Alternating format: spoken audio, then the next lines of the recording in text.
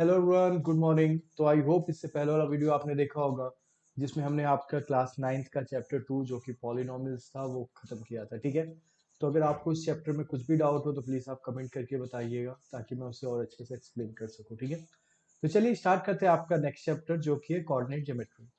तो क्या होता है ये चैप्टर, मतलब इस अगेन जैसे मैं हमेशा बताता हूँ चैप्टर का मतलब आपको समझाऊंगा, देन इसमें हम क्या क्या पढ़ेंगे वो देखेंगे और देन हम चैप्टर स्टार्ट करेंगे। ठीक है, आपने अब तक जो दो चैप्टर देखे वो काफी बड़े चैप्टर थे, दोनों number system and polynomials.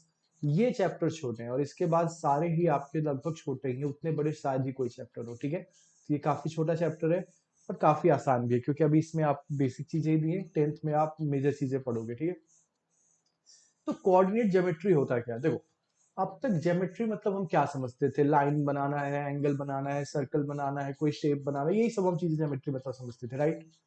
Coordinate geometry एक ज्योमेट्री की एक ऐसी ब्रांच, मतलब मैथ की एक ऐसी ब्रांच है जो क्या करती है आपको, जो ज्योमेट्रिक शेप्स होते हैं, राइट, लाइन हो गया, सर्कल हो गया, इन सबको आपको एल्जेब्रिक इक्वेशन की हेल्प से रिप्रेजेंट करना सिखाती है। ठीक है, समझ रहे हो? मतलब जैसे मैं कहूं कि आप एक सर्कल बना दो, तो आपने एक सर्कल बना दिया, राइट? अब ये एक सर्कल बन गया। ठीक है, ये मान लो एक सर्कल बना दिया आपने, ये एक लाइन आपने बना दी, राइट? तो जब ये ब्रांच जब हम पढ़ते हैं मतलब कोऑर्डिनेट ज्योमेट्री के बारे में जब हम पढ़ते हैं तो ये एक ऐसी ब्रांच होती है जो बोलती है, जैसे ये है, इसको बोलेगा ये आपने जो लाइन बनाई है इसको आप क्या कर सकते हो, ये x plus y equal to 7 मान लो। ये एक इक्वेशन है जो किस लाइन को रिप्रेजेंट करी, समझ में आ रहा है आपको? तो आपको सर ये इक्वेशन कैसे लाइन को रिप्रेजेंट करी, ये क्या कह रहे हैं आप, तो ये सब हम अभी आगे देखेंगे।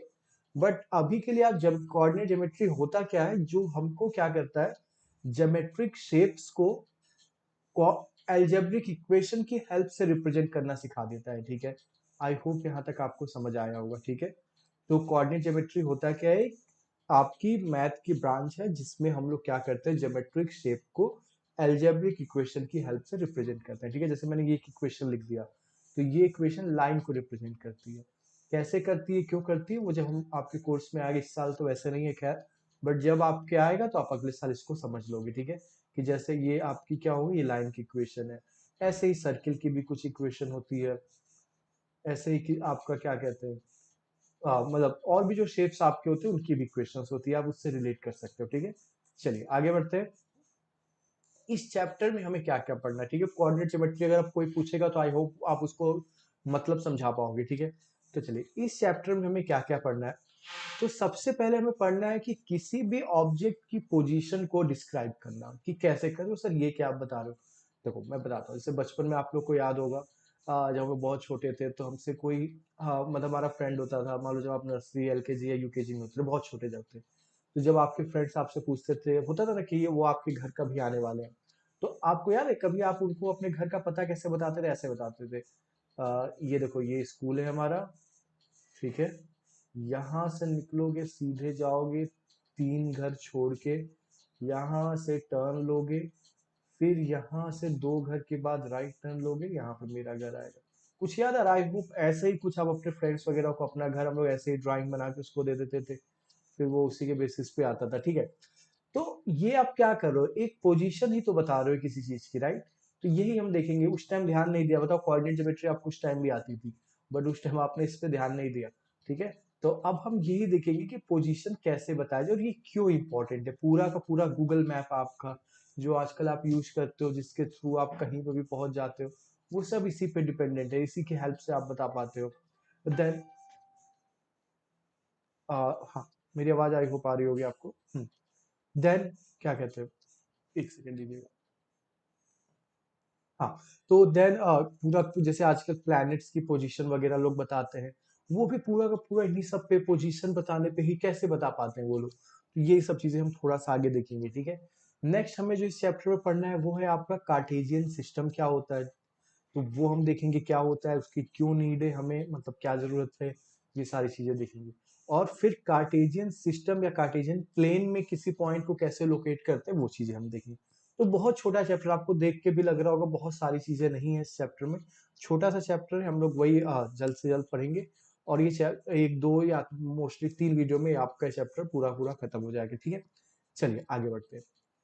तो अब देखते हैं कि सबसे पहले मैं आपको कुछ एग्जांपल्स देता हूँ। जैसे फॉर एग्जांपल मान लो एक रूम है, ठीक है, ये रूम है मान लो, सॉरी, मान लो यहाँ पे आप खड़े हो, यहाँ मैं खड़ा हूँ, ठीक है, समझ में आ रहा है? आपको बोलना है कि मैं आप तक कैसे पहुंचूं, ठीक है। आप हम लोग बचपन में खेलते थे ना, 3 कदम इधर चलो, 4 कदम इधर, वैसा ही कुछ आपको बताना है कि मुझ तक कैसे पहुंचोगे, ध्यान से देखना। अब आप क्या बताओगे, मान लो पहले एक स्टूडेंट 1 को मैंने बुलाया कि भाई तुम यहाँ खड़े हो जाओ, मैं तो एज इट इज ही हूँ, ठीक है।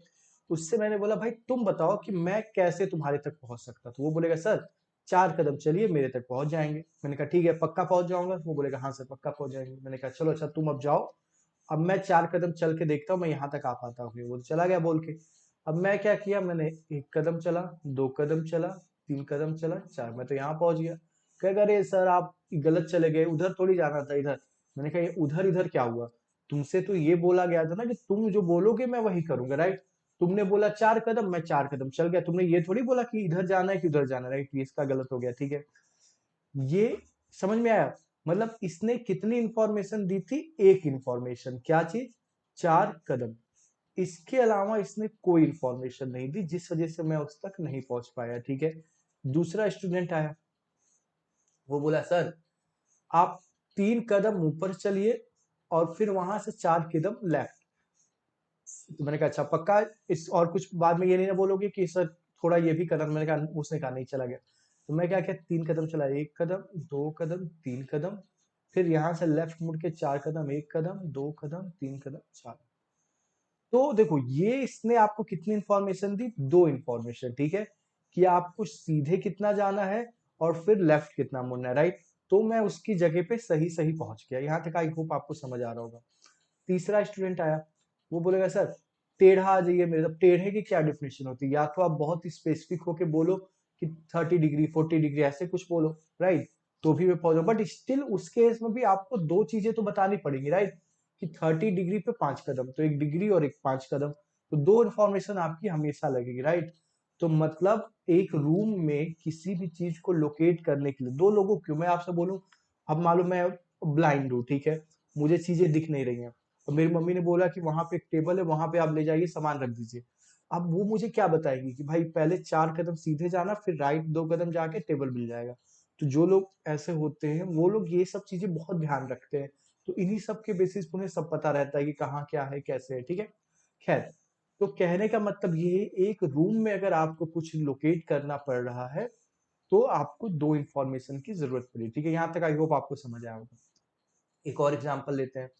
स्कूल में फंक्शंस वगैरह होते हैं, तो उसमें क्या होता है, आपने अगर ध्यान दिया होगा कि रो एंड कॉलम्स में चेयर्स लग जाती हैं, राइट, ऐसे आपकी 1 2 3 4, मान लो ऐसे 16 चेयर्स इन्होंने लगा दी, ठीक है, समझ में आया।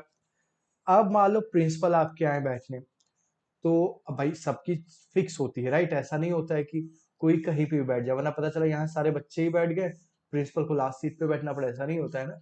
तो वो लोग क्या कहते हैं, आपने हम लोग के स्कूल वगैरह में तो सिंपल सा रहता है कि पहली रो छोड़ दो, दूसरी छोड़ दो, ऐसा होता है।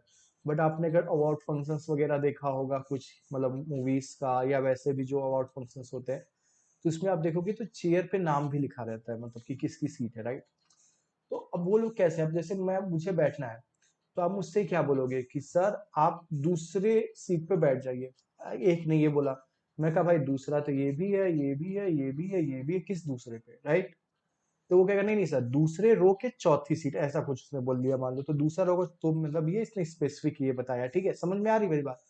तो इस सीटिंग अरेंजमेंट में भी आपको बैठाने के लिए मुझे 2 इंफॉर्मेशन देनी पड़ेगी, कौन से रो में और कौन से कॉलम में। यहाँ तक आई हो आपको समझ आ रहा होगा। तो यहाँ पे भी आपको बताने के लिए कितनी इंफॉर्मेशन देनी पड़ी, 2 इंफॉर्मेशन, ठीक है। चलिए नेक्स्ट चलते हैं, थोड़ा सा और एग्जाम्पल हम लेते हैं कुछ। मान लो एक आपने पेपर बनाया, पेपर है आपके पास, ठीक है, ये एक पेपर है, शीट जो होती है, उस पर मैंने एक पॉइंट बना दिया। मैं बोला भाई इसकी पोजीशन बताओ, तो क्या बताओगे, देखो ये जो लेफ्ट पेज का लेफ्ट साइड है ये वाला, वहां से 2 सेंटीमीटर, तो मैं कहूंगा भाई लेफ्ट साइड से 2 सेंटीमीटर तो ये भी है, 2 सेंटीमीटर पे तो ये भी है, ये भी है, ये भी है, मुझे यही पॉइंट पे मैं कैसे पहुंचूंगा, राइट, बात सही है। तो आप बोलोगे हाँ, तुम्हारी बात सही है, पर लेफ्ट से 2 सेंटीमीटर और बॉटम से 8 सेंटीमीटर। तो अब देखो ये तो 8 सेंटीमीटर पे नहीं है, ये भी 8 पे नहीं, ये भी 8 पे नहीं, मान लो ये यहाँ पे। तो अगेन आपको यहाँ दो चीजें बतानी पड़ी, लेफ्ट से कितनी है और बॉटम से कितनी है, राइट। समझ में आया। अब एक और एग्जांपल लेते हैं, ये ध्यान समझना, मैं आपको समझाना क्या चाह रहा हूँ, ठीक है। बहुत से एग्जांपल्स हम ले रहे हैं, अभी आप इनकी नीड समझोगे। मैंने क्या किया, एक बॉल ली, ठीक है। उसको मैंने क्या किया, ऊपर बांध के सीलिंग पे बांध के उसको लटका दिया, ठीक है। रस्सी से बांध के उसको लटका दिया, ठीक है। ध्यान समझना, यहाँ पे वो लटक रही है, ठीक है। अब इसकी पोजीशन आपको बतानी है, ठीक है। ध्यान समझ लो, मतलब मान लो यहाँ पे बॉल ये हवा में लटक रही है, जमीन पे नहीं है, ठीक है। तो अब क्या लगता है कितनी इंफॉर्मेशन देनी पड़ेगी, ठीक है।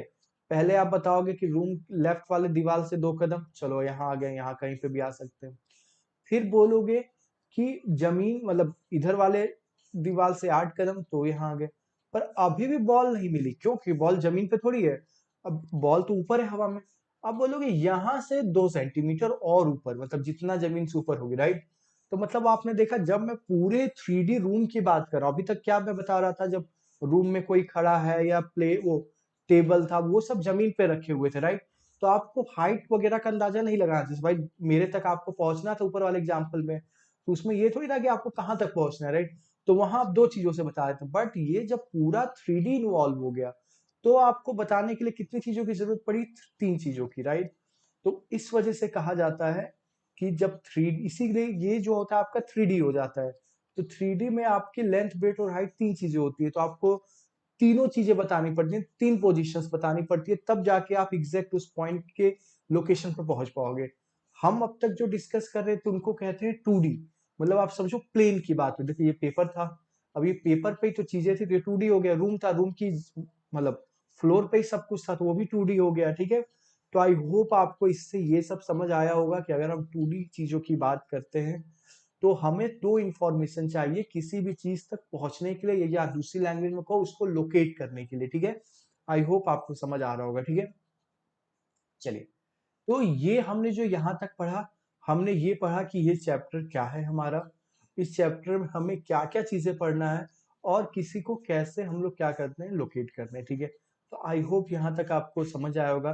पहला पार्ट छोटा ये वीडियो का, जिसमें मैंने आपको थोड़ा सा इंट्रोडक्शन दिया, क्योंकि अगली एक्सरसाइज इसी के बेसिस पे आपकी है 3.1। तो हम अगले वीडियो में वो एक्सरसाइज खत्म करेंगे और आगे का भी पढ़ेंगे, ठीक है। और मोस्ट प्रोबेबली 3 वीडियो में मैं ये चैप्टर खत्म कर दूंगा, ठीक है। तो अभी के लिए इतना ही, मिलते हैं नेक्स्ट वीडियो में। Thank you.